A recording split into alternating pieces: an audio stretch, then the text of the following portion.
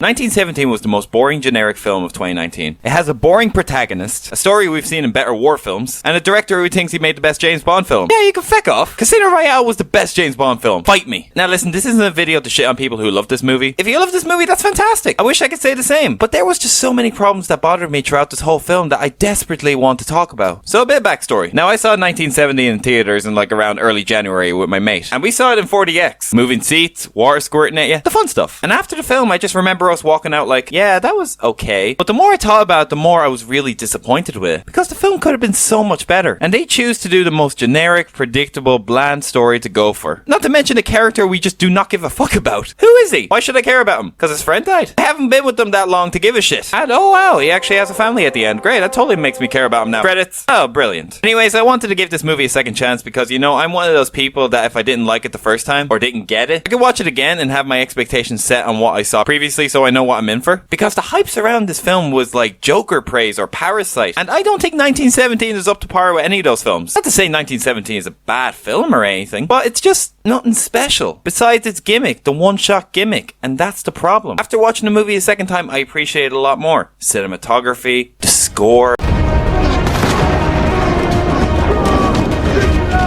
Even though it is a bit over the top at parts. The sound design. All that was great. And although I didn't really care about the characters, I thought the acting was really good. And the production design was staggering. So what are my problems with this film? Well, I'm gonna break that down, starting with number 1, the story and its pacing. Now look, I know this movie's based on true events, and also I heard that the director's grandfather told him stories when he was a kid during these war times in World War I. That's all cool and all, but the thing is, we've seen it all before. We have seen so many war movies with this story, and it's becoming more and more like a romantic comedy cliche, I swear. There's nothing special here, nothing new. Execute something new for us, Hollywood, for once in your life. Listen, there are so many better war stories out there that you guys keep missing out, and would totally kick ass for this vision this film is going for. Like the Middle Eastern War in World War I. That's something mainstream moviegoers have not seen a lot. And the number of visuals you could capture in Egypt would be beautiful. So many disturbing and incredible stories that you could tell that would relevate the war genre. But now let's just throw in a lot of generic white dudes and just say, yeah, woo, British rules. Also, the pacing is so slow, but not in a good way. Since this is a movie that's meant to look like one shot, this is just sequences of a filler of a character walking with nothing interesting happening. But man, this movie's supposed to be realistic. It's not supposed to feel like a film. You're meant to be like the third or second soldier following these characters. Of course it would be boring. It's real life. Bullshit. A movie should be about life with the boring bits cut out of it. Now hear me out for a second. If this film was shot normally, like multiple cuts, multiple shots, do you think the people who love this movie now are going to love it then? Like what do you have? Exactly. A generic, boring war film. Now if I had to choose my favorite war film, it would easily be Hacksaw Ridge. It had a lovable main protagonist with characters that are really memorable and a story where it's about a man who doesn't believe in violence and goes to the battlefield and tries to save as many lives as he can, even his enemies. This is a great character, and you want to know something interesting? It was all true. This really happened. This person right here, this is a great character. This is a great role model. Not this fucker. This is a great story. Not this film. So that brings me to my next point. Number 2, the characters. What characters? What's their names? I watched this film like twice and I still have no idea. Is this guy a normal guy? Sure. Is he likable and watchable? No. As I said, the acting's not the problem here, it's the script. Now, I will give credit to where credit is due, because by the end, there is a character we are introduced to, who is apparently the brother of the other brother who died early on in the film, which our main character tells the brother that his brother died. Bear with me on this one. This scene right here was heartbreaking. It was well acted and well written, surprisingly. This 3-minute scene had more emotion and more character than our actual main fucking character. What the hell? Why wasn't this plank not given this much development? But man, come on, he was supposed to be this regular guy trying to survive. Yeah, that'd be fine, but I'm just saying, if I'm sitting in a theater or at home watching a 2-hour film of our hero that resembles a plank, it's just boring. I'm not saying I want him to pop jokes here and there like a fucking Marvel film, no. But I just wanted the character to have some more meat and layers to him. His motivation is he wants to do a job. No personal reason, but his friend does. His brother is out on the front lines. So he does have that personal connection to actually force himself to go and do the job. Because both their jobs is to go to the front lines, call off the attack, saving 500,000 men's lives. Or something like that. But back to the plank's friend.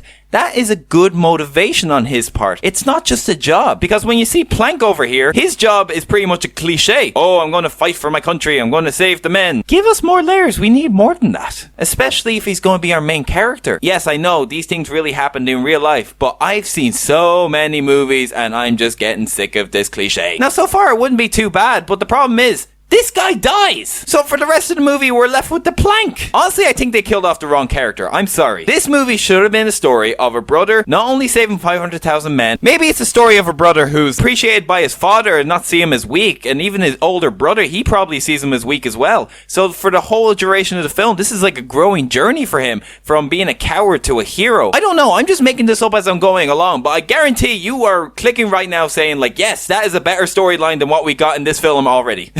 Number 3, the conclusion. So yeah, guys, in the end of the day, I don't think this movie's bad at all. No, I just think it's overrated. That's it. To be honest, I think the hype kind of ruined the movie, but what can you do? But also the marketing, like, tell me if I'm wrong, but is it just me, or did they show the whole movie in the trailer? Like, seriously, they showed everything. Even the reveal of Benedict Cumberbatch, who doesn't show up until the very end of the film. So when I saw him, it wasn't really a surprise. And especially that big moment where he's running along the battlefield, looking all epic and everything. To be honest, I found that scene kind of funny. Especially when he got smacked around. I'm gonna get so much hate for that. And to be honest, because of that marketing, there was really no surprises going in, which is a shame because I like going into a movie being surprised, like, oh, I was not expecting that. So yeah, in conclusion, I might actually not just watch any trailers or reviews, but that's only if a movie that I'm really interested in, because the internet is such a big space that spoil everything, show everything, and it's just, I hate it so much. What happened to the good old days when a movie just popped up and we didn't hear anything about it, and it was just like, oh my god, what's this film? And then you see it, you're like, whoa, that's so cool. But now, every good scene, every funny line, everything, whatever, is all spoiled on YouTube, Facebook, whatever, you name it. And it's pissing me off. But yeah, that's me for today. So tell me in the comments, what did you think of 1917? Did you like it? Did you hate it? Did you hate it? Or were you like me, where you just thought it was okay, but the hype kind of ruined it for you? Whatever it is, let me know in the comments below. Like, subscribe, and I'll see you guys soon. Bye!